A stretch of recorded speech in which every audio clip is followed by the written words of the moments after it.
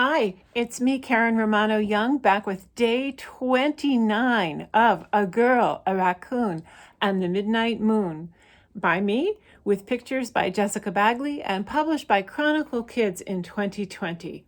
I'm just going to move this light. Chapter 28, The Raccoon Invasion. October 2nd. But the day wasn't over. Late that afternoon, the sun setting, a troop of people headed up the front steps of the library. More patrons so soon? But no, it was Gully with Mr. Bull and Mr. Dozer, and a woman in a red uniform with an X on her pocket and on her cap. In the driveway was a red van to match, with a logo that said, X marks the spot, Exterminator. What's the trouble? Ramon asked. Roaches? Rats? Here, I understand the problem is raccoons, said the exterminator. That right? Gully, Mr. Bull, and Mr. Dozer nodded. I've already got one in the Have-A-Heart trap from a garden this morning. Trap? Cried Pearl. It's a harmless trap, Mr. Bull told her. Mr. Dozer chuckled. As long as you don't mind being in it, he said. Anyone would mind being in a trap, said Francine, bewildered. Better than being dead, said Gully. Mom got a grip on Pearl's elbow before she could say anything else. On whose instructions? Mom demanded of the exterminator. This is still city property. Mr. Bull made a little speech. Well, Mr. Gully here had mentioned the other day that there was something of a pest situation in the neighborhood. And if our firm is going to be investing in a property here, it's important to know beforehand what measures will need to be taken. Mr. Dozer summed things up. It's my prerogative as a contractor with a bid on city property. A bid not yet accepted? Mr. Nichols said from behind the morning moon. Mr. Dozer gave him an appraising look. The vote's tonight, he said. We're all aware of that, said Mom. Let me see the raccoon, demanded Pearl. Yes, we need to see it, said Mom. The exterminator demurred. I can't be exposing children to potentially harmful wild animals, ma'am. The wild animal's the one being harmed, said Pearl. Mom leaned toward the exterminator. If you're going to build the city, someone here is going to have to sign off on the invoice. That means someone is going to need proof that you actually removed an animal. That means someone has to see the raccoon. Mr. Dozer didn't say anything, which told Pearl that Mom must be right. Ramon said, just open the back of the van and give us a quick peek. A sidebar about Have-A-Heart traps. What they are, helpful, is not as important as what they're not, hurtful. They are not the kind of traps with sharp metal jaws that snap and break your legs and paws and toes. They are not designed to let you get away, but that's better than hurting you so much you'd chew off your own foot to escape them. They are also not designed to kill you by slow bleeding to death or starving. They are designed so you follow the bait inside and get shut in. It's scary, like being locked in a closet, but the idea is that a person checks the trap regularly enough so you don't dry out or starve to death. Then they take you to another location that is supposedly safer for animals. The Have-A-Heart trap is supposed to be a nice, humane solution to the problem of vermin. But that, of course, is only the human perspective. By M.A.M.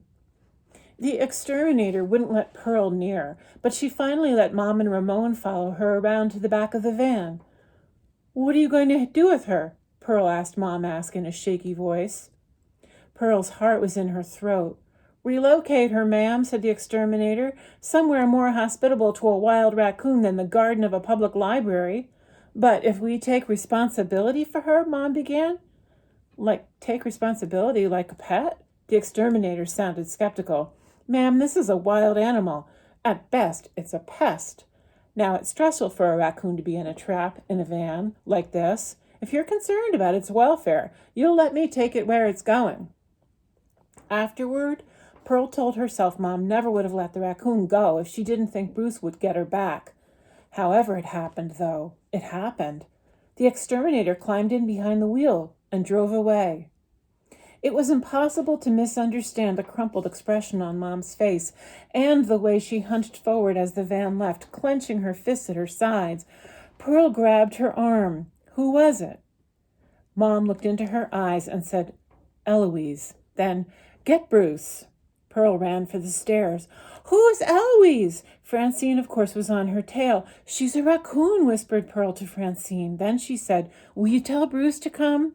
Francine nodded and rushed up the stairs while Pearl went down. The basement was silent. There was nothing to be gained in waking the raccoons. Pearl left a note. Eloise has been taken away in a have-a-heart trap.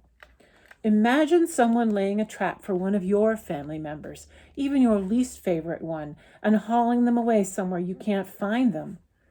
Pearl couldn't imagine this. She only had one real family member, and if Mom was kidnapped, at least she could call the police and get them on the case.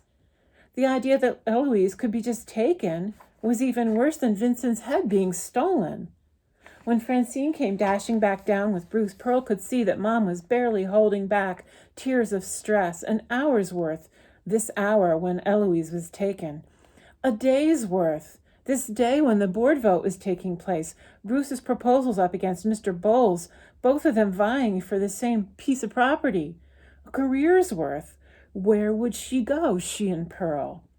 Gully was still standing there, defending his right to call an exterminator. He said the library was public and neglected and overrun by raccoons. I've been hearing stories for years. What right do they have? And you know the kind of trouble they can cause, he said. Not just for you, for the neighborhood.